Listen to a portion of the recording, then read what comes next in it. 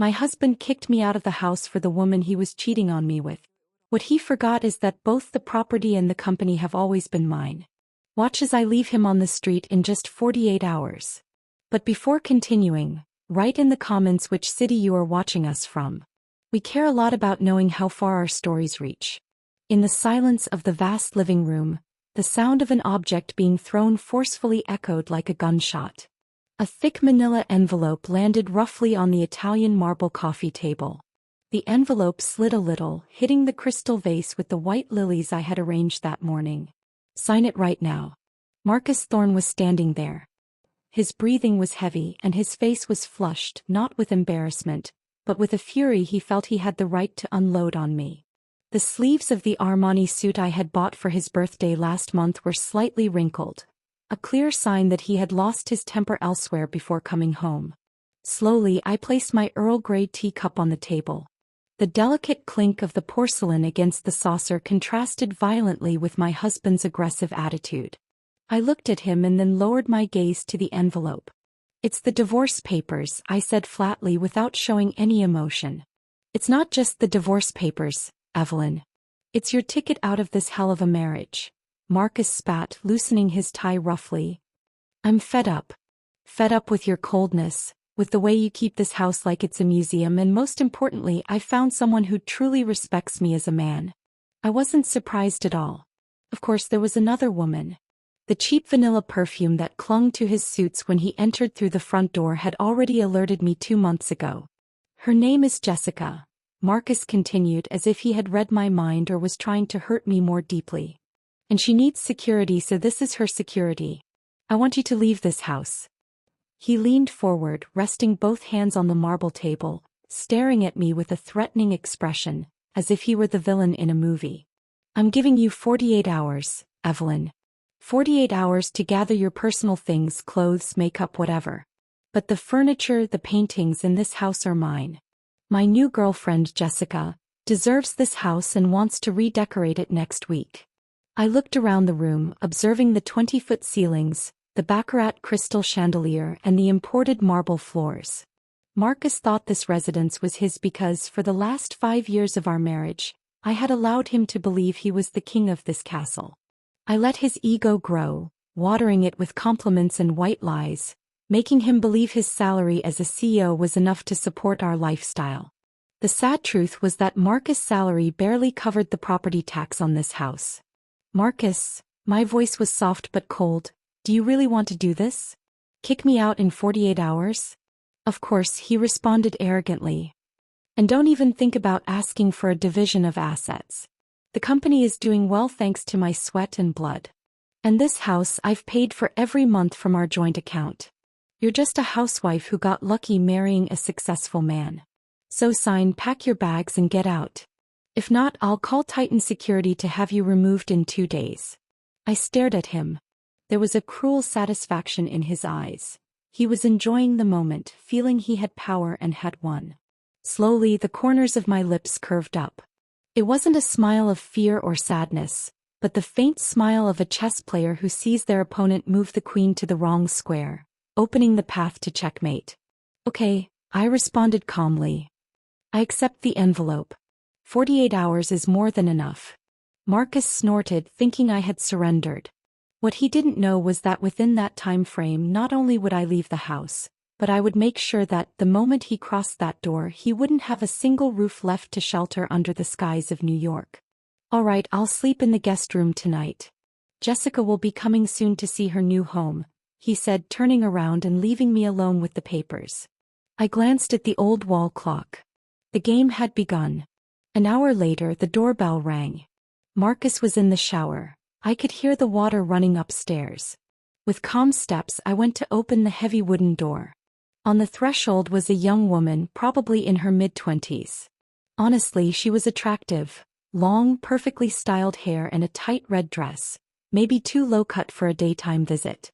She looked me up and down, scanning my appearance. I was wearing a simple silk dress to stay at home, with not a single flashy jewel. Are you the maid? Oh wait, you must be Evelyn. Her voice was sharp and full of disdain. And you must be Jessica, I replied, opening the door a bit more. Please come in. Jessica entered without asking for permission, making her high heels click on the marble floor. She immediately looked around with gleaming eyes of greed as she saw the opulence of our foyer. "Wow," she murmured, but then made a gesture of distaste. "A bit outdated. Too much beige and gold. Looks tacky. When I move in, I'll change it all to a more modern minimalist industrial style." She pointed to a large abstract painting on the wall. It was an original by Jackson Pollock, worth as much as 2 of Marcus's luxury cars. "That's really ugly. You'll have to go." I gently closed the door, suppressing my emotions. "Would you like something to drink, Miss Jessica?" "An iced coffee, no sugar," she ordered without even looking at me, as if I were the waitress in a cafe. She walked into the living room, touching our Italian leather sofa with her hands covered in costume jewelry. I headed to the kitchen. There was Mrs. Higgins, our loyal housekeeper who had worked for my family since I was a child. She looked at me with tear-filled eyes. She must have overheard the previous argument. "Miss Evelyn," she whispered, her voice trembling. He's going too far." "Shoo," I placed a finger on my lips. I didn't cry. "Mrs. Higgins, prepare an iced coffee for our guest and activate all the house's security cameras in high-definition audio recording mode. Right now." Mrs. Higgins's eyes widened for a moment. Then, wiping her tears, she nodded with determination. She knew that when I gave specific instructions, it meant I was planning something. I returned to the living room with a tray containing the coffee and some snacks. Just then, Marcus was coming down the stairs with wet hair and comfortable clothes. His face lit up when he saw his lover. "Darling!" exclaimed Marcus, opening his arms. Jessica ran toward him and threw herself into his arms right in front of me. "Marcus, the house is huge, but the taste is so outdated. We'll have to redo everything." "Anything for you, my love," he said, kissing her on the forehead. Then he gave me a cold look. "Evelyn, don't just stand there. Leave the drinks and go upstairs to your room. We need to be alone." I carefully placed the tray on the table. Jessica took her glass, took a sip and frowned. It was a little bitter, but she didn't mind. She sat on Marcus's lap on the armchair, speaking to him in a sweet voice. "When will the papers be ready? I want to have a housewarming party soon. My friends will die of envy." "She'll be gone the day after tomorrow," Marcus replied indifferently, wrapping his arm around Jessica's waist. 48 hours. After that, this house is officially our palace. The deeds are still not in my name, but that's a simple formality. My lawyer says that since it's the house we lived in together, I have full rights to it." I was standing near the threshold leading to the dining room, half hidden, but close enough to hear everything. My phone in my pocket had been recording the entire time. "But that woman won't ask for anything, will she?" Jessica asked, worried. "And the Mercedes she drives will also be ours." "Don't worry," Marcus laughed with contempt. "Evelyn is ignorant of legal and financial matters. She's never worked a day in her life. She's only lived comfortably off my salary. She doesn't have money to hire a good lawyer. At most, she'll go back to her parents' house in some town in Alabama." I had to suppress a laugh. My parents in a town in Alabama? My father was a diplomat in Europe and my mother was one of the biggest art collectors in East Asia. Marcus had never met them. My excuse had always been that they were too busy, to cover up the fact that they had never approved of my marriage to a man they called an ambitious social climber. "How nice," Jessica laughed. "I can't wait to be Mrs. Thorne." They kissed. It was a disgusting scene but very useful. I turned off the recording in my pocket and headed to my study, hidden behind the library. They thought they had won. They had no idea that every word they had just spoken was another nail in their own financial coffin. 40 hours left. The clock struck the early hours of the morning. The house was completely silent. Marcus and Jessica were asleep. Ironically, Jessica had insisted on sleeping in the master bedroom, implicitly kicking me out. Marcus, on the other hand, whether out of some leftover shame or fear of breaking the rules too quickly, had settled in the guest room. I was in my study, the only space to which only I had the key. This room was perfectly soundproof. I turned on a dim desk lamp and opened a hidden safe behind a shelf of old encyclopedias. Inside there was no cash, Just a stack of documents with the logo of a multinational corporation, Sterling Corp Group. My mother's maiden name was Sterling, and that name controlled 40% of the commercial real estate sector in New York. I took out a special phone that I only used for business, a phone that Marcus never knew existed. I dialed the number 1 on the speed dial. Yes, Director Sterling. The voice on the other end was clear and alert, despite it being midnight. It was Mr. Pendleton, head of the legal department at Sterling Corp Group and my personal lawyer. Arthur, I'm sorry to disturb you at this hour. My voice had become sharp and authoritative, very different from the submissive wife voice Marcus was used to hearing. It's no trouble, Director. It's urgent. Activate the Black Swan protocol on the assets of Marcus Thorne, I ordered. There was a brief silence on the other end of the line. Are you sure, Director? That protocol will strip him of everything, including his position as CEO at Luminar Tech. I'm absolutely sure, I replied coldly. He has violated clauses 14 and 15 of our marriage agreement, adultery and attempted unilateral forced appropriation of assets. I have video and audio proof from the security cameras today. I heard rapid typing on the other side. Accessing the data. Yes. According to the secret investment agreement that Mr. Thorne signed 5 years ago, thinking it was a mere formality with an angel investor, the ownership of his shares in Luminar Tech was subject to vesting conditions linked to performance and moral integrity. With the proof you have, we can activate the unilateral stock purchase clause at nominal value for material breach of contract. Do it. Block access to his company accounts tomorrow morning. And Arthur. Yes, Director? Check the status of the deeds for this house. Make sure the restriction preventing any notary from proceeding with a change of ownership without my fingerprint is activated. That was processed automatically, Director. The deed for the Greenwich mansion is in the name of Evelyn Sterling. It's a separate inherited asset. Your husband has no right to a single cent. Even if he made renovations to the house, they are considered a voluntary donation. I smiled with satisfaction. Good, one more thing. Contact the manager of our bank and freeze our joint account. The funds transferred from my personal account must be returned to my trust account. Leave only Marcus's salary for this month in that account. Understood. It will be done at 8 in the morning when the banks open. Do you need anything else? Prepare an eviction team for 40 hours from now.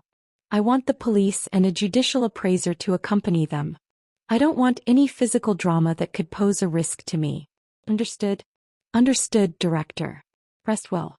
I hung up the phone. I leaned back in my leather chair looking at a photo of our wedding that was still on the desk. Once I hid my identity because I wanted to be loved for who I was. I wanted Marcus to develop his confidence, to feel like a successful family head. I injected funds into his company through a shell corporation. I got him big projects through my uncle's contacts. All without him knowing. I let him think he was a genius.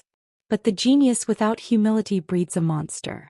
And now that monster was trying to devour its creator. I stood up. I had one more thing to do that night. An asset inventory. 40 hours left.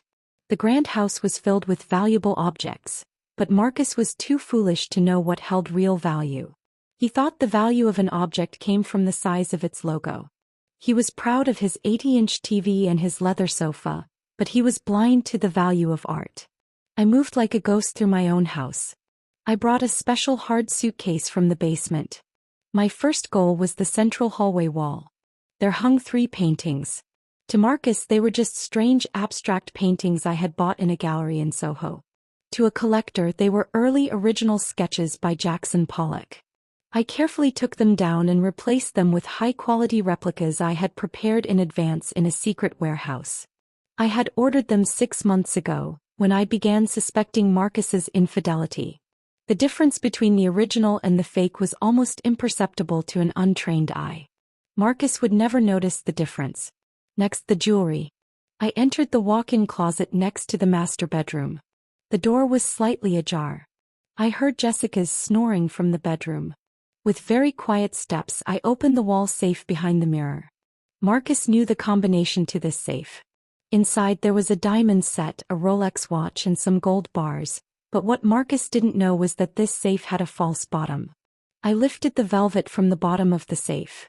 Beneath it were the real documents. The house deeds, the documentation for Marcus's sports car, which was actually purchased in my company's name, passports and government bonds. I took everything and then played a little prank. I took Marcus's Patek Philippe watch, a birthday gift from last year that cost $100,000. I put it in my suitcase and replaced it with a high-quality replica I had bought online on a whim. The appearance was identical, the weight was the same, but the inner mechanism would barely last a week. Finally, I went to the garage. The cars were neatly parked, Marcus's Porsche and my Mini Cooper. I opened the Porsche hood and, with a technique my father, a car enthusiast, had taught me, I removed a small fuse, the fuel pump fuse. Tomorrow morning that car wouldn't start. I wanted to see his face when his pride symbol refused to cooperate. After safely storing all the valuables in the hard suitcase, I took it to the back door. There, my loyal personal driver, Thomas Miller, was waiting with a black truck with no logos. "Take this to the apartment on 5th Avenue, Mr. Miller. The key is in the safe as always," I whispered. "Understood, miss. Will you be okay here?" asked Mr. Miller, concerned. "I'll be perfectly fine, Mr. Miller. Tomorrow the Real show begins." The truck drove off silently. I re-entered a house that now seemed a little emptier in my eyes, but would still seem luxurious to Marcus. The soul of this house, its valuables and its art had already left. What remained was just an empty shell that would soon collapse and crush Marcus. I returned to my study and lay on the couch. I needed to sleep. Tomorrow I would have to act again. 32 hours left. The morning light filtered through the study curtains. I woke up feeling fresh. Strangely, there were no tears or confusion, just sharp focus. I took a shower and dressed carefully. I wore an elegant but sober knee-length navy blue dress. I went downstairs to the dining room, where Mrs. Higgins had already prepared breakfast. Scrambled eggs with ham, Marcus's favorite dish. Marcus and Jessica came down 10 minutes later. They looked like a couple that had just won the lottery.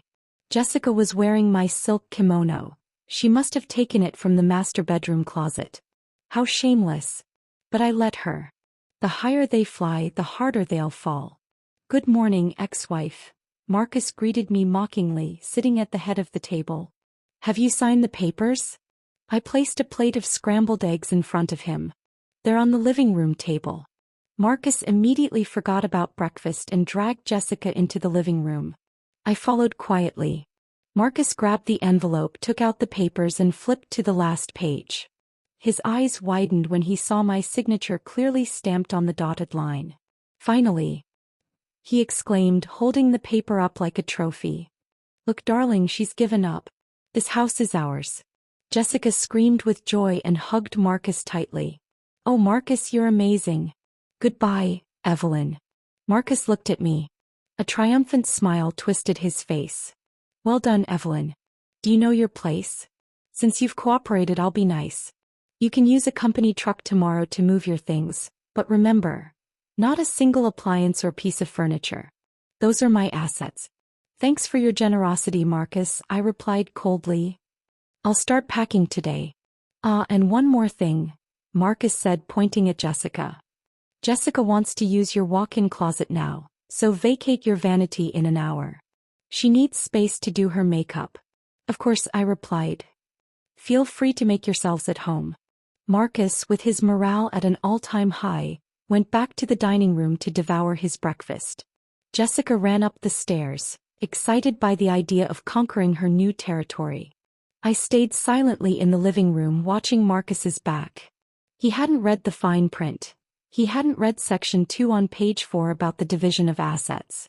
He also didn't realize that, beneath my signature, I had dated the document with the previous day's date alongside my lawyer's initials, which technically invalidated it if he tried to use it to throw me out before a judicial ruling. But most importantly, he didn't know that my signature was the trigger. The moment he signed the papers and kept them, Mr. Pendleton would receive a notification. I had just sent a coded text message. "It's signed." It was the signal to start phase 2. Total freezing. I watched Marcus devour the eggs. "Enjoy your last meal as a rich man, Marcus. This afternoon, You won't have enough money to buy a bottle of water. I headed for the stairs to collect the little clothing I had left. Mentally, I started a countdown. In a few hours, Marcus would head to the office, and that would be when his real world would collapse. 28 hours left.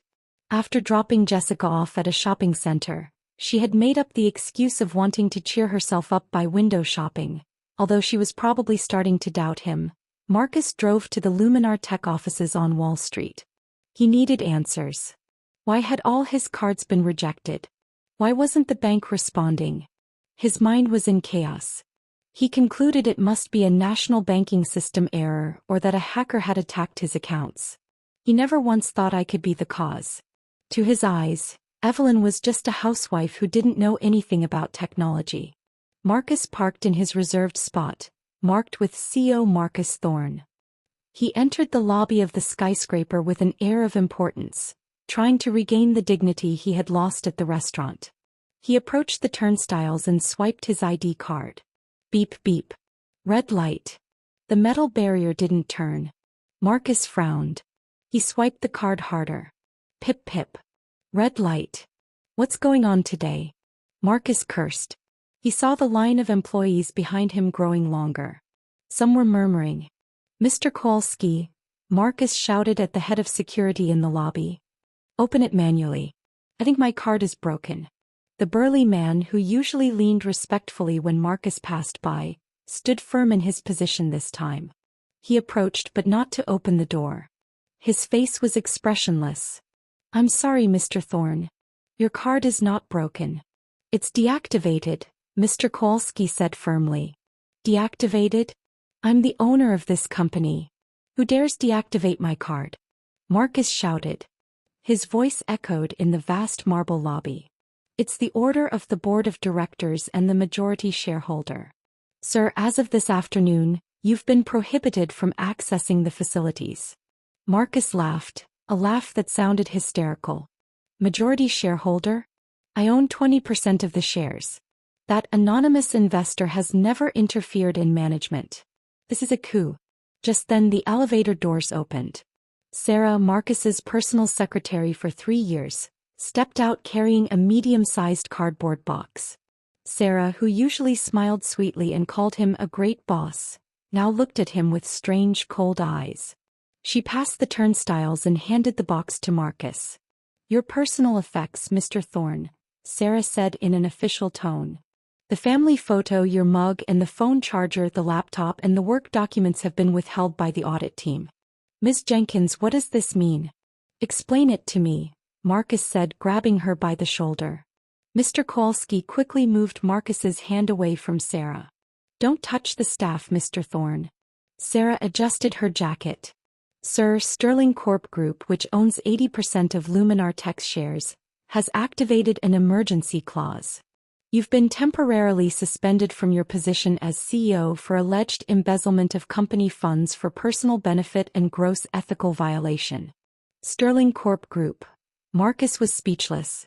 The name sounded familiar to him. The name of a real estate giant. Since when were they his investors?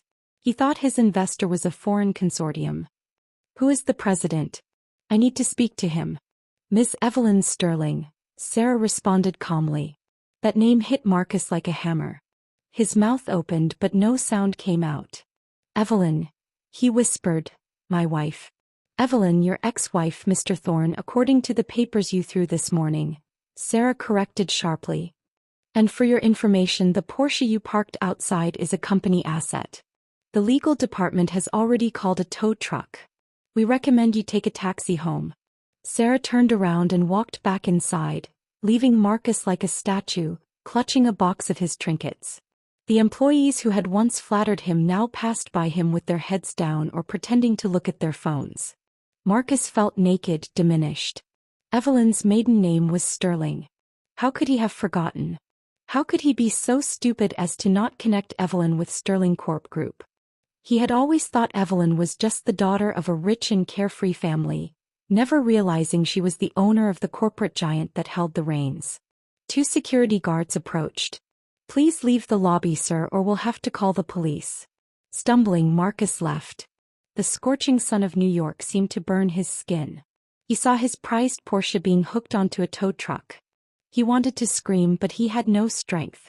He searched his pockets to call a ride-hailing taxi, but remembered that he had no data, and the credit card linked to the app was likely cancelled. Marcus, holding the box with his own photo, which now seemed like a mockery, stood at the edge of Wall Street and raised his hand to hail a regular taxi. 28 hours left. While Marcus struggled to get a taxi in the rush-hour traffic, Jessica was living her own little apocalypse in the parking lot of Bergdorf Goodman. Jessica walked elegantly to the VIP parking area. She had only been window shopping, as the credit card with the nearly depleted limit she used for lunch didn't allow her to buy anything. She was dying to get into the white Mercedes C-Class that Marcus had lent her a month ago. It was her status symbol, proof that she had conquered a rich man, but when she got to spot 12 it was empty. Jessica blinked, checked the column number. Yes, A12. It's been stolen, she whispered, panicking. She immediately ran to the parking security office. Sir, my car has disappeared. A white Mercedes, license plate BUC040. She yelled at the employee. The employee calmly checked the details on his computer. One moment, ma'am. License plate BUC040. Here it is. The vehicle has not been stolen, but rather recovered by its official owner with a spare key about 20 minutes ago. What? The official owner is my boyfriend, Marcus Thorne. He wouldn't take it without telling me. I'm sorry, ma'am. According to the registration data presented by the repo team, the vehicle's owner is a subsidiary of Sterling Corp Group. They brought a recovery order for unauthorized use by a third party. Jessica went silent. Her slow brain started putting the puzzle pieces together. Sterling Corp Group. She had heard Marcus mention it as one of his main clients. But why would they recover Marcus's car? Jessica tried calling Marcus. The number you've dialed is unavailable. She tried again. The number you've dialed. Jessica kicked the ground. People started looking at her. A woman in expensive clothes yelling at the security office. How am I supposed to get home now? She snapped at the guard as if it were his fault. There's a taxi stop at the west exit, ma'am, the guard replied dryly. Jessica left, her face red. She imagined the humiliation of having to wait for a yellow cab mixed with the rest of the crowd, all while wearing a Gucci dress she had bought last month with Marcus's card. In the taxi, which smelled of pine air freshener, Jessica finally managed to get through to Marcus. She had to call his regular number since his WhatsApp seemed to be down. She didn't know Marcus had no data. Hello, Marcus. Where the hell are you? Jessica screamed as soon as the call connected. Don't yell. Marcus's voice sounded tired and angry. I have my own problems. The company has towed my car. They took my car too. They said it belonged to a company or something. You said it was yours. It's complicated, Jessica. I'll explain at home. Come to the house now, the one from hell. I'm hungry, Marcus. I want a good dinner. Just come, Jessica. Evelyn will have cooked something. Marcus hung up. Jessica stared at the screen of her phone, incredulous. Evelyn had cooked, so they would be eating food prepared by the ex-wife he had just kicked out. The situation was becoming more and more surreal. Jessica started to feel like the ship she was on was sinking, and she had no life jacket, but she had no other choice. No money, no car, and having already subleased her apartment, because she was sure she would move into Marcus's house, she was trapped. 26 hours left. The house smelled delicious, not like air freshener, but with the appetizing scent of rosemary, garlic, and roasted meat. I was in the kitchen wearing a spotless white apron over my house dress. The dining table was perfectly set. Linen tablecloth, silver cutlery inherited from my grandmother, and lit candles. The front door slammed open. Marcus entered. His shirt was soaked with sweat under the armpits. His face was a mess, like a crumpled piece of paper. He didn't have his briefcase, obviously it had been confiscated. He was only carrying that stupid box. 10 minutes later, Jessica entered. She looked just as disheveled. Her hair flattened by sweat and the pollution of New York, and her makeup slightly smudged. They met in the middle of the living room, staring at each other with a mix of exhaustion and confusion. Welcome, I greeted them from the dining room. My voice was cheerful. You're just in time. The Wellington steak just came out of the oven. Marcus looked at me with an indescribable expression. There was anger but also fear. Evelyn, what have you done at the company? Let's eat first, Marcus, I interrupted him gently. We never talk business on an empty stomach, right? That was one of your rules. I sat at the head of the table, the host's seat. Normally Marcus would sit there, but this time I took it. Marcus had no choice but to sit to my right, and Jessica hesitantly sat to my left. I served water in their glasses. The expensive red wine was already put away. They didn't deserve it. Evelyn, Marcus's voice trembled. He didn't touch his food. My secretary says you're the owner of Luminar Tech. It's a lie, isn't it? Are you trying to scare me into canceling the divorce? I calmly cut a piece of meat from my plate. Eat, Jessica. It's imported beef of the best quality. Maybe it's the last time you'll eat beef like this. Jessica glared at me, but her stomach growled. She began to eat ravenously, forgetting her manners. I turned to Marcus. Marcus, where do you think your initial capital came from 5 years ago? From the inheritance of your parents who are farmers in a village, or from your savings that you always spent on tuning cars? Marcus fell silent. His face turned pale.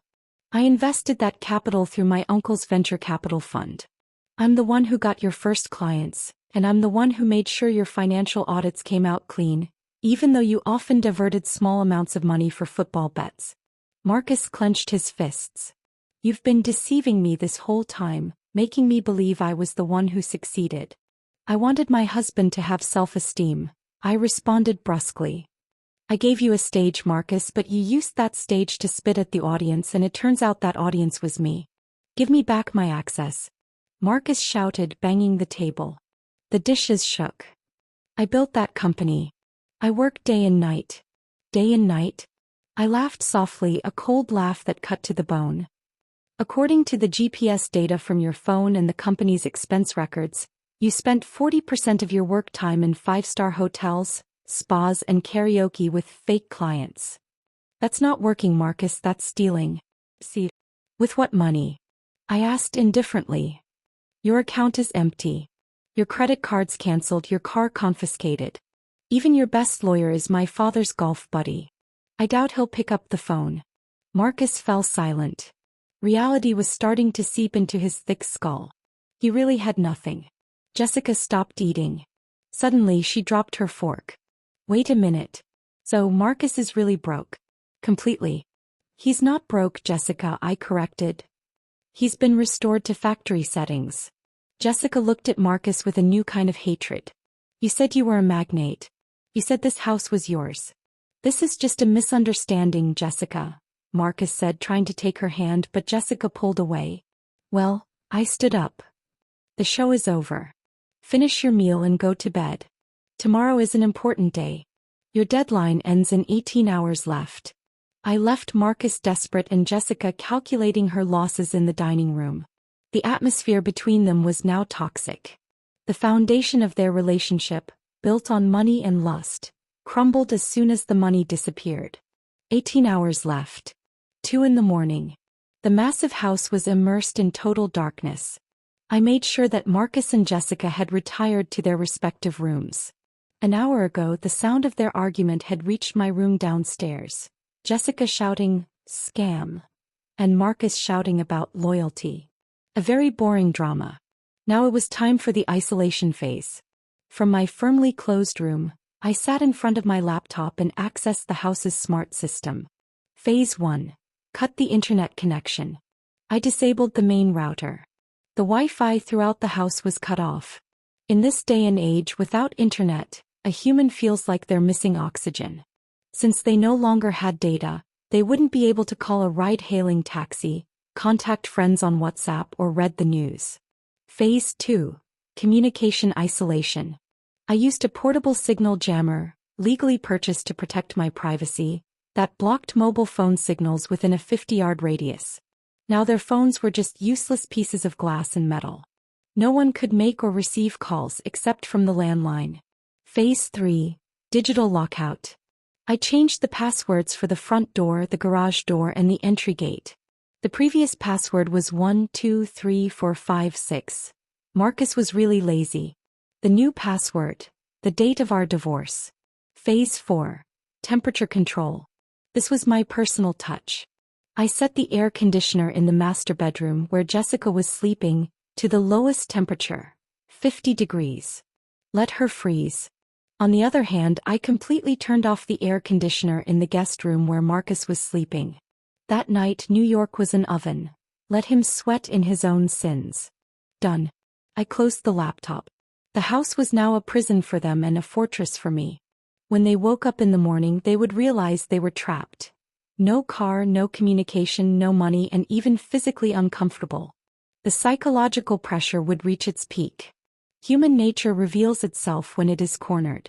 I wanted to see how big Jessica's love was when Marcus couldn't offer her any comfort, and I wanted to see how big Marcus's pride was when he had to beg me for a glass of water. I lay down on the bed. I was going to sleep very deeply that night. Outside, the night wind howled silently. The wall clock continued to tick toward total annihilation. 12 hours left. The sun of New York hadn't fully risen yet, but its heat was already starting to filter through the ventilation ducts. In the guest room, Marcus woke up panting as if he had just run a marathon. Sweat soaked his t-shirt, sticking unpleasantly to the skin on his back. He fumbled for the air conditioner remote with his eyes half closed and pressed the power button several times in frustration. It was off. The air conditioner indicator light was dark. Marcus groaned and threw the remote on the floor. It felt like he was being roasted alive in a concrete oven. Meanwhile, on the other side of the hallway in the luxurious master bedroom, Jessica woke up in an entirely opposite state. She was violently shaking under the thin silk sheet, which she normally found luxurious, but now felt like a block of ice. Her lips were purple and her teeth chattered. She saw that the air conditioner control panel on the wall read 60 degrees. With the power cooling mode locked, she tried to raise the temperature, but the panel didn't respond to the touch of her fingers. It was locked from the central system. Shit! Jessica screamed with a broken voice. They both left their rooms almost at the same time. They met face to face. Marcus, drenched in sweat and smelling bad, and Jessica, wrapped in the thick comforter like a giant silk cocoon. Jessica's face was pale and wet with tears and a runny nose. They turned their heads toward the second-floor balcony. There I was, sitting comfortably in a wicker chair, enjoying the morning breeze, naturally cool. On the small table next to me, there was a cup of premium single-origin coffee, steaming with an aromatic haze, alongside a butter pastry that my regular delivery person had just brought through the side door, the one only I had the key to. "Good morning," I greeted them cheerfully, not looking up from the tablet I was reading. "Did you sleep well? What have you done to the air conditioning, Evelyn?" Marcus shouted, wiping the sweat from his forehead with his sleeve. "My room was hell and mine the North Pole," Jessica added, sneezing loudly. I took a slow sip of coffee, letting the bitter and rich aroma stimulate my senses before responding. "Ah yes. I suppose the smart home system is adjusting priorities. The electricity bill is expensive, Marcus. And since your account is empty, I have to save. Prioritize the comfort of those who pay the bills. Fair right." Marcus took an aggressive step forward. His face was red. "Turn on the internet right now. I can't even check my emails. There's no cell signal in this house. I can't even open Instagram," Jessica complained. "Do you know there's life beyond the cell phone screen?" I replied indifferently, swiping to the next page of digital news on my tablet, connected to my personal Wi-Fi network, a hidden network they didn't know about. "But if you need something to entertain yourselves, I suggest you start packing. You only have 12 hours left." "I want to take a hot shower," Jessica demanded. "I'm freezing." "Go ahead," I said with a sideways smile. "But if I remember correctly, the water heater in the master bedroom is connected to the gas system, and the utility company put a lock on the gas meter this morning due to non-payment."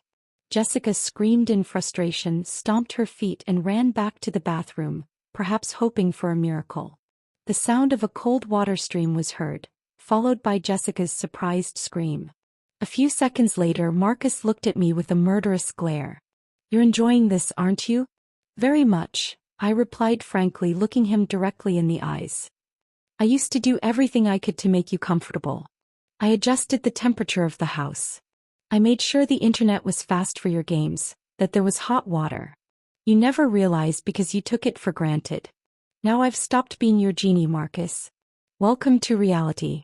Marcus snorted and turned toward the stairs. I'm going to the bank. I'm going to fix this mess you've created. Don't think you've won. Without a car? I asked. And without a taxi app? Marcus stopped for a moment. His back stiffened. Then he continued stubbornly. I'll walk to the entrance of the private neighborhood and take a bus if I have to. I don't give a damn about you. I watched him walk down the stairs heavily. The man who arrogantly threw the divorce papers yesterday now had to walk a mile under the morning sun in New York to find cheap transportation. I went back to my tablet.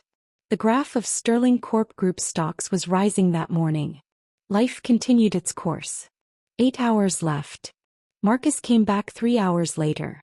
His appearance was even more pathetic than when he left. His shirt, which had been soaked with sweat the night before, was now stained with street dust and sweat from the sun. His face was red and his hair flattened. He couldn't easily take a bus, and the one he found refused to take him because he didn't have enough cash. Realizing there was a problem, he made one last attempt at an ATM in a 7-Eleven, but the result was the same. The card was swallowed by the machine. Marcus entered the house and went straight to the landline phone that was on the console in the living room. It was the only means of communication that worked. I was sitting on the sofa painting my nails a blood-red color. Mrs. Higgins, pretending to dust or rather keeping watch just in case, was watching me. Marcus grabbed the handset with trembling hands and dialed the VIP service number of his bank. "Hello, I'm Marcus Thorne," he shouted into the receiver. "Why was my card swallowed? Why is my access completely blocked?" I could hear the calm but scripted voice of the customer service agent on the other end. "I'm sorry, Mr. Thorne. According to our records, all accounts under your name are currently frozen for investigation at the request of the financial authorities, in relation to a report of corporate fund embezzlement." "Embezzlement? What are you talking about? That's my money." The report was filed by the legal department of Sterling Corp Group and Luminar Tech. A suspicious flow of funds was detected to a third-party account unrelated to the business. Marcus fell silent. His eyes shifted toward the upstairs where Jessica was. Flow of funds to a third party. The money he transferred each month to Jessica for the apartment, handbags, and beauty treatments. But my other personal account, that account, it no longer has a balance, sir. An automatic charge was made to cover the company card debts and the penalty for the termination of the investment contract. Your balance is currently negative $150. The handset fell from Marcus's hand. It swung and hit the leg of the table. Tut tut tut. The sound was like the heartbeat of his financial death sentence. Negative $150. Not only had he become poor, but he was also in debt. Marcus slowly turned and looked at me. His face was pale as if all the blood had been drained from it. He whispered, "You've ruined my life." I blew on my freshly painted nails. "Correction, Marcus. You've ruined your life. You used the company's money to finance your lover. In the business world, that's called embezzlement. It's a criminal offense, Marcus. You could go to jail." "I'm your husband." "Ex-husband," I replied coldly. "And as the majority shareholder, I have the duty to protect my company's assets from a thief, even if that thief slept in the same bed as me for 5 years." Marcus collapsed on the marble floor. His legs gave way. The money, the foundation of his arrogance, had vanished without a trace. He realized he had always been on a stage I had built, and I had just pulled the rug from under his feet. Suddenly, Jessica came down the stairs. She had taken a cold shower, I don't know how. She was wearing her best dress and dragging a small suitcase. "Marcus," she called, her voice demanding. I borrowed a cell phone from the neighbor and called a taxi. It was hard to climb the fence. "The taxi is waiting at the entrance of the private neighborhood. The strict guard won't let it in. We're going to a hotel now. I can't stay here anymore." Marcus looked at Jessica with empty eyes. "Come on, Marcus, pay for the taxi with the emergency card you keep in your secret wallet," Jessica urged. Marcus laughed, a dry and desperate laugh. "Emergency card? That card is cancelled too, Jessica. All of them. I'm in debt for over $100,000. Jessica stopped on the last step.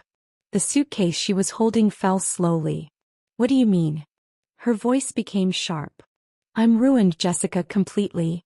Evelyn has taken everything. Jessica turned to me. I simply shrugged and smiled kindly. Don't look at me. I've only taken back what's mine. The atmosphere in the living room changed. It was no longer a fight between Marcus and Evelyn. It was the moment reality hit Jessica's and Marcus's fantasy of love. 18 hours left. What broke the silence wasn't crying but Jessica's outburst of rage. The mask of the sweet and loving woman she had worn in front of Marcus shattered completely. Her true nature, full of calculation, came to light. Ruined, Jessica hissed. Her eyes narrowed, fixed on Marcus, who was still lying on the floor. You said you were a business genius. You said the company was all yours. You lied to me. Marcus lifted his head. His face was pathetic. Jessica, listen to me. This is only temporary. Can bounce back. I have the technology, the contacts. What contacts? Jessica interrupted him sharply. They've taken your car, blocked your cards. You can't even pay the electricity bill. Do you think I want to live with a beggar? Jessica. Marcus stood up, wounded in his pride. Be careful what you say. I did all of this for us. I divorced my wife for you. Who asked you? Jessica screamed. Her high-pitched voice filled the room. I only asked you to buy me an apartment, Marcus, not to start a world war with your rich wife. If I had known you were just a puppet funded by your wife, I wouldn't have wasted the last year with you. Those words hit Marcus harder than a slap. He staggered back a step. So, all this time was for the money? Of course. Jessica laughed cynically, a laugh that sent chills down your spine. Love also has to eat, Marcus. Love needs skincare and trips to Europe. Do you think I want to live with a divorced man in bankruptcy with a criminal record for embezzlement? Not a chance. I sat quietly on my sofa, enjoying the show as if it were a live soap opera. It was incredibly satisfying to watch how their true love disintegrated in minutes as soon as the money variable was removed from the equation. Gold-digging bitch. Marcus hissed. His eyes began to fill with tears of betrayal. I bought you Hermes bags, watches, diamonds. And all that is evidence of embezzlement, isn't it? Jessica quickly retorted. She looked at the suitcase in her hand, then at me. Ms. Evelyn, if I return some of these things, won't you report me for possession of stolen property? I chuckled softly. Jessica was smart too. Her survival instinct was strong. That depends on you, Miss Jessica, on how quickly you leave this house and how cooperative you are later with my audit team. Jessica. Marcus shouted incredulously. Now you're on her side. Jessica ignored Marcus. She looked at me with hopeful eyes. I'm leaving right now. I don't want to get involved in your mess. Marcus is a liar. I'm a victim here too. Go ahead, I said, waving my hand. The front door isn't locked. But it's heavy, you'll have to push. Jessica nodded quickly, grabbed her suitcase and crossed the room without even looking at Marcus. Jessica, wait. Marcus tried to follow her, grabbing her by the arm. Slap. A resounding slap landed on Marcus's cheek. Jessica looked at him with disgust. Don't touch me. Worry about your own situation. Jessica left, slamming the front door behind her. Marcus stood frozen like a statue in the middle of the living room. His cheek was red from the handprint of the woman he had just yesterday hailed as his soulmate. Now he was alone, truly alone. He turned slowly and looked at me. Tears of rage and desperation ran down his cheeks. His emotions were unstable. He was like a wounded, cornered beast. Satisfied, Evelyn? He asked weakly, but his voice had a dangerous tremor. I stood up and adjusted my dress. Not yet. You're still in my house, Marcus. There are still 18 hours left. 15 hours left. Marcus didn't surrender meekly. The humiliation turned into recklessness. He walked toward the kitchen and poured himself a glass of water from the tap since the mineral water dispenser was empty, and his pride wouldn't let him ask me for it. He drank eagerly and returned to the living room with a different look. The look of a man who, feeling like he has nothing left to lose, is capable of anything. Do you think you can just discard me like nothing? Marcus began in a low, threatening voice. He approached me.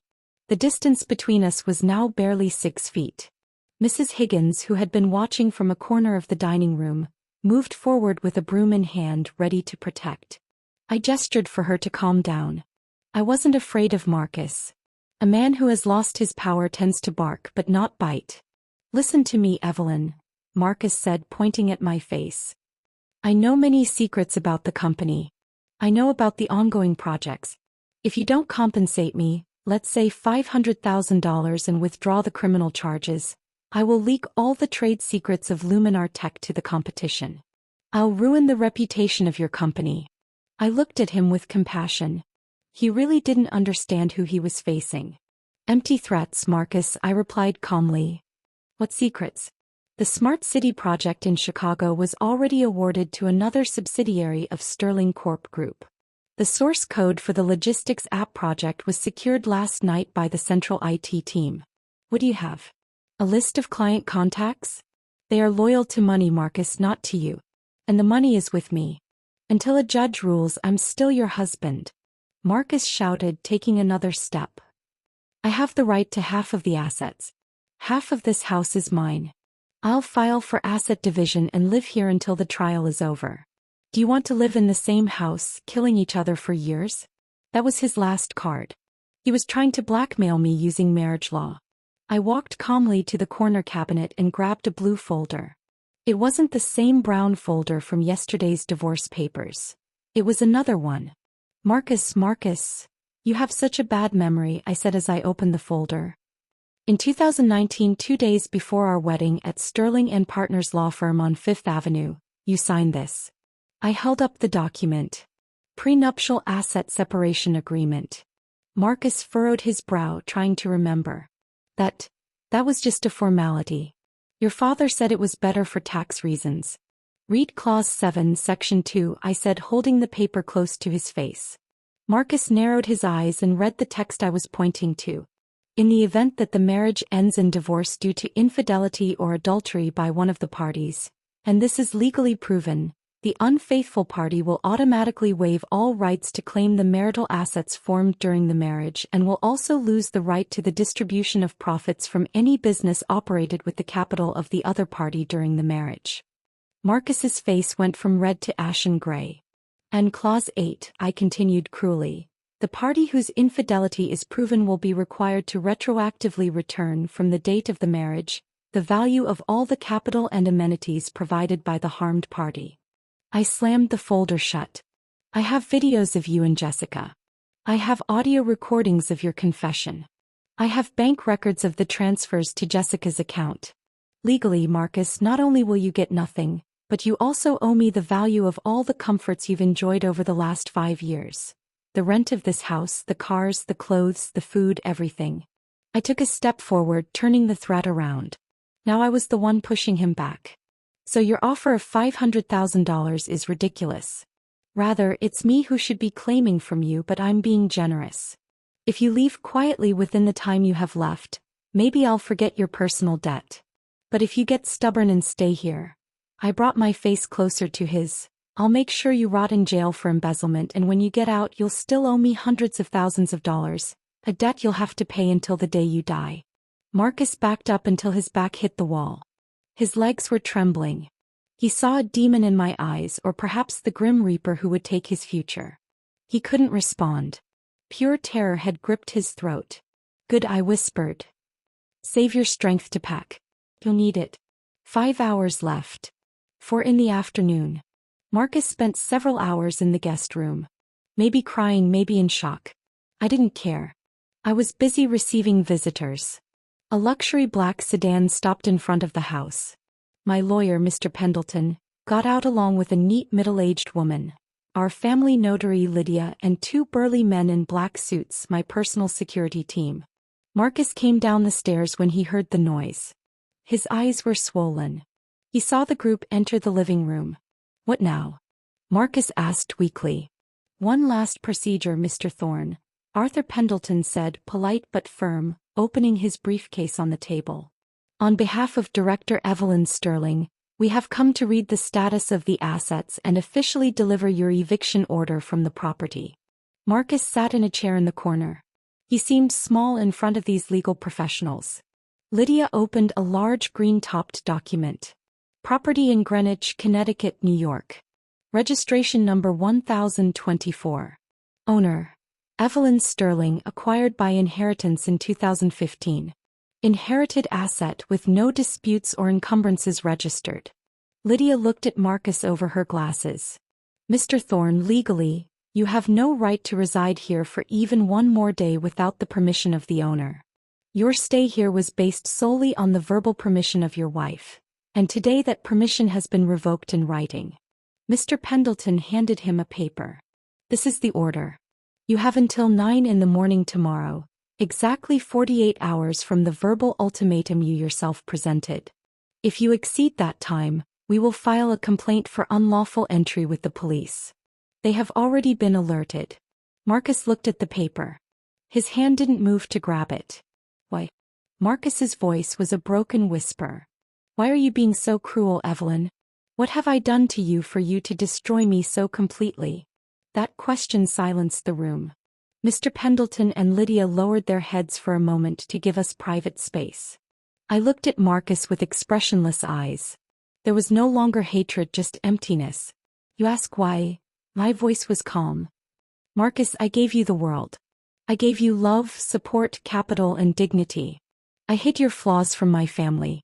I defended you when my parents said you weren't worthy. I took a deep breath. And in return, not only did you betray me, but you humiliated me in my own house. You brought another woman to my bed.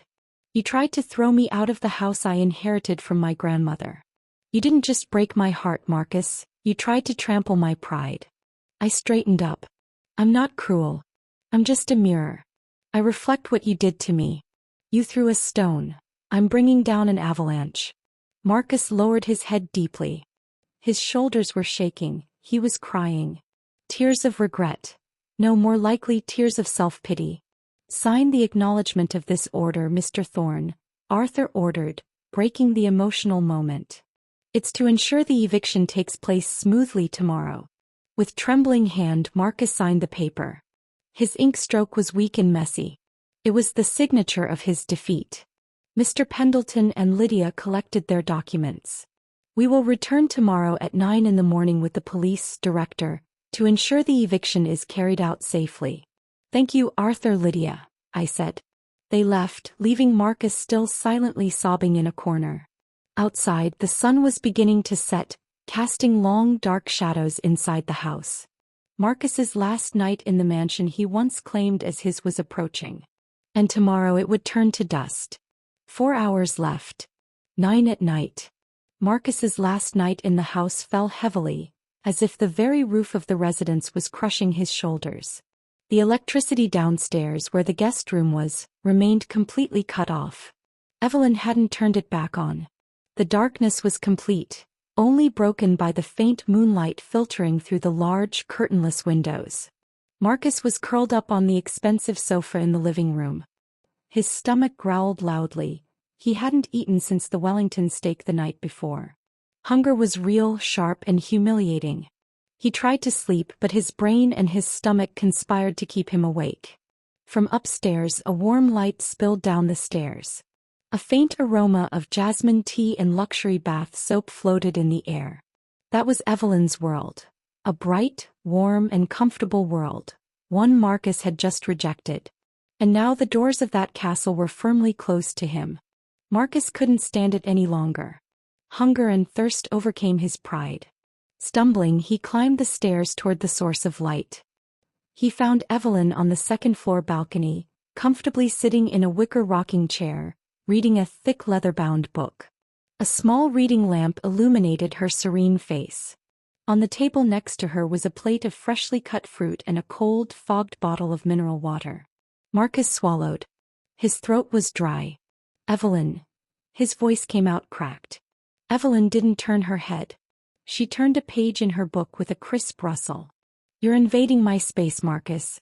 The second floor is off limits. I'm hungry, Evelyn. I'm thirsty. Marcus begged, lowering himself to his lowest point. Please, just a little water. Evelyn finally closed the book slowly. She looked at Marcus. The man was completely broken. Sunken eyes, dry lips, a wrinkled shirt that smelled of sweat. There was nothing left of the arrogant CEO who had shouted yesterday.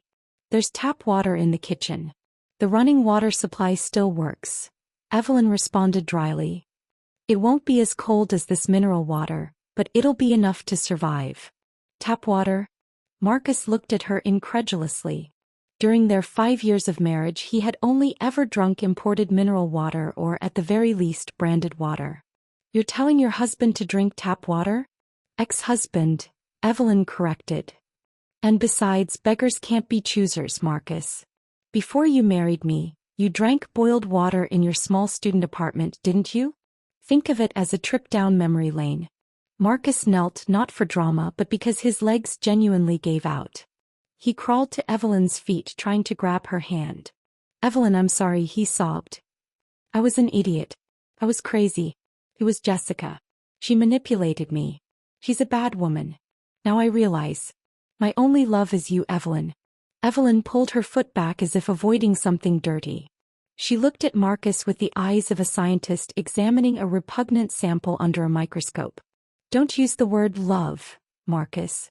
You insult my intelligence, Evelyn said coldly. You didn't love me. You loved the comfort I provided.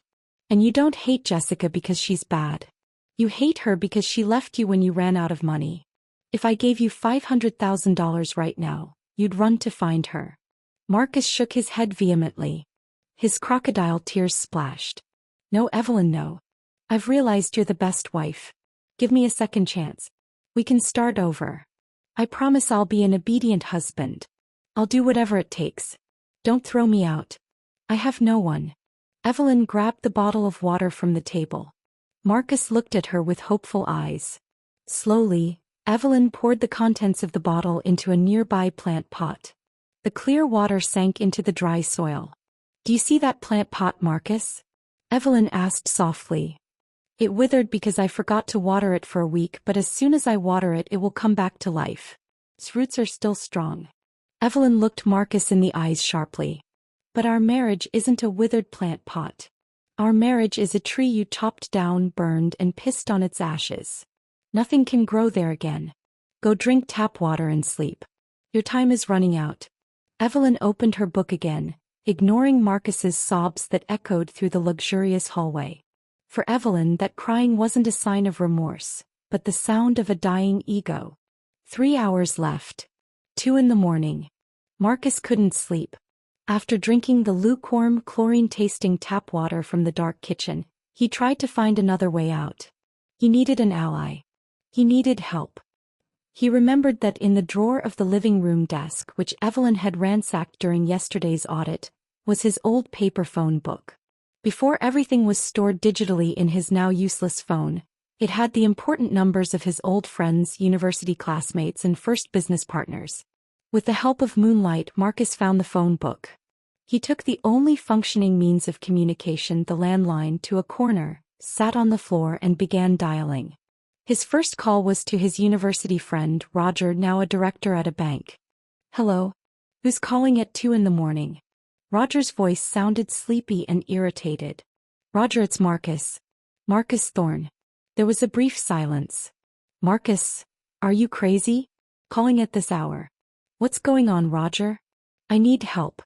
I have a liquidity problem. I need a cash loan.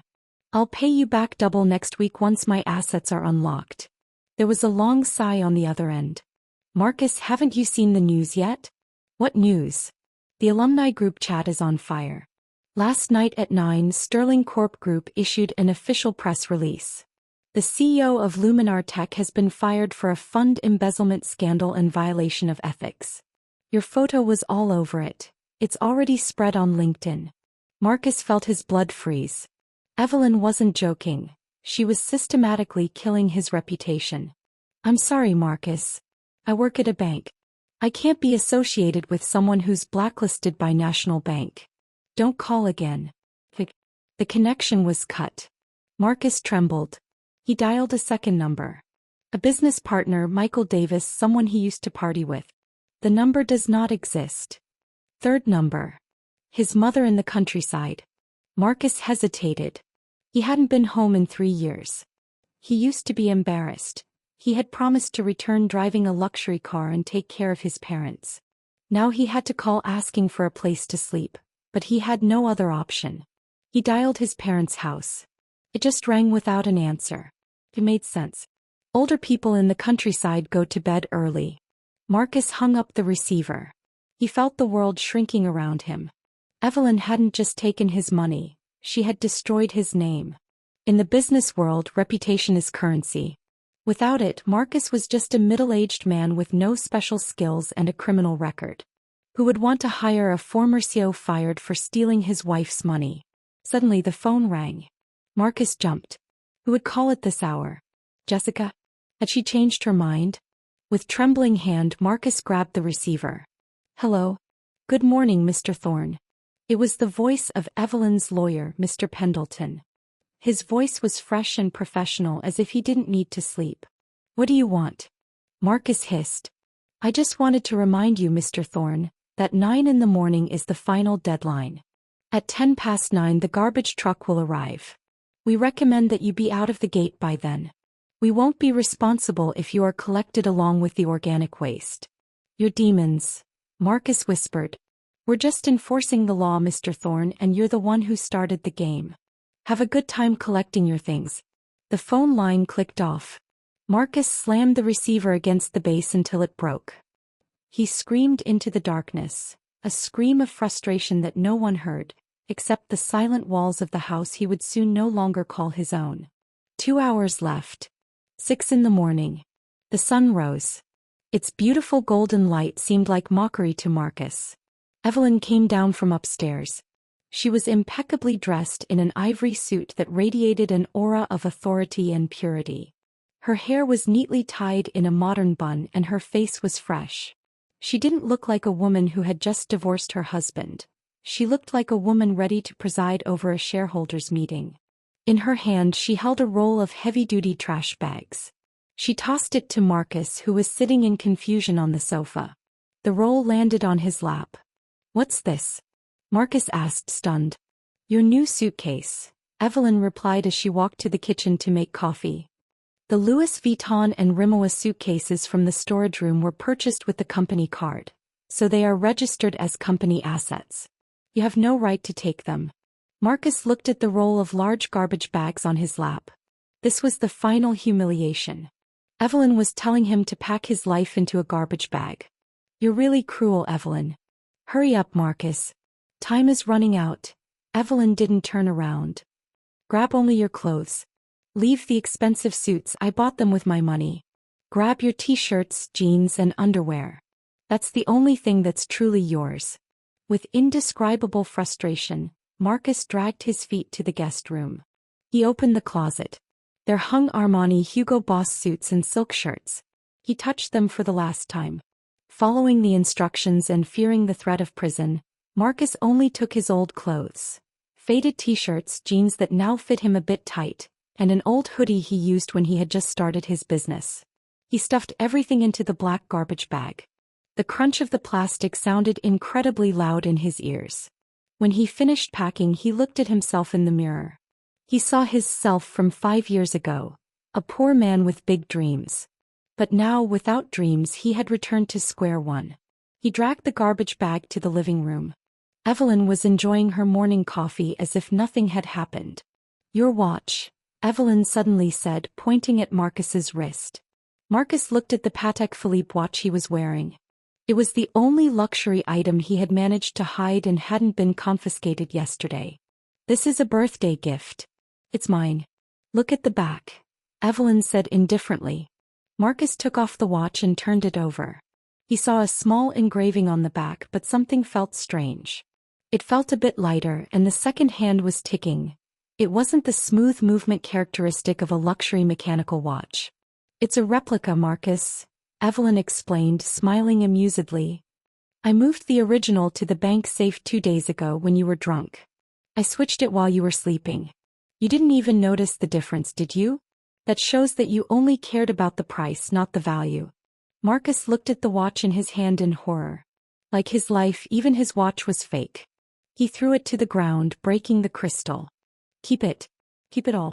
He screamed. Satisfied. Very much, Evelyn replied, taking a sip of coffee. Leave and wait. 15 minutes left. The house was silent. A different kind of silence from yesterday. Yesterday it was a silence of tension. Today it was a silence of peace. Evelyn leaned against the door she had just closed. She closed her eyes, took a deep breath and exhaled slowly. She felt light. The burden of pretending to be a fool for 5 years for her husband's ego, the burden of bearing the heartache from seeing his infidelity, it was all gone.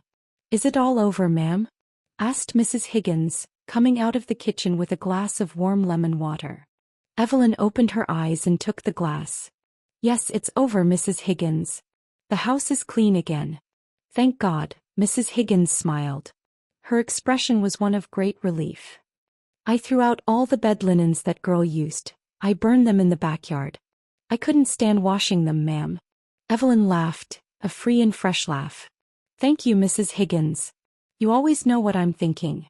Evelyn went back to the living room and looked around. Certainly, many things had disappeared.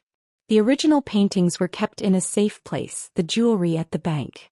The house felt a little empty, but this emptiness was a canvas for her new life. Her phone rang, this time her personal phone. The screen showed, Dad. Evelyn answered. Hello, Dad. Evelyn, I've heard the news. I've received the full report from the lawyer. Everything has been handled well. Are you okay? Her father's voice sounded worried, but there was also a hint of pride. I'm fine, Dad. Very well, Evelyn replied. Excellent. Well done. I'm proud that you finally acted with decisiveness. That parasite needed a lesson. Oh, and the board of directors has approved your proposal. Luminar Tech, which will now be called Luminicore US, already has a new CEO, a Harvard professional, not a fraudster. Are you ready to start working as the lead advisor next Monday? Evelyn smiled. She saw her reflection in the large mirror in the foyer. She saw a strong woman, a woman who didn't need the approval of a man who wasn't on her level. I'm ready, Dad. Let's start a new era next Monday. Evelyn hung up the phone, walked over to the large window that faced the street and peeked through the curtain. The sidewalk outside was already empty. Marcus was gone. His trace had disappeared into the cruel hustle of New York. He was just the past. A divorce statistic. A small footnote in Evelyn's success story. Evelyn turned around and gazed at the magnificent living room. 48 hours. She murmured to herself. She had given Marcus 48 hours to leave, but in reality, those 48 hours were a gift Evelyn had given to herself. A time to forgive the stupidity of her past, to rise again and claim her crown.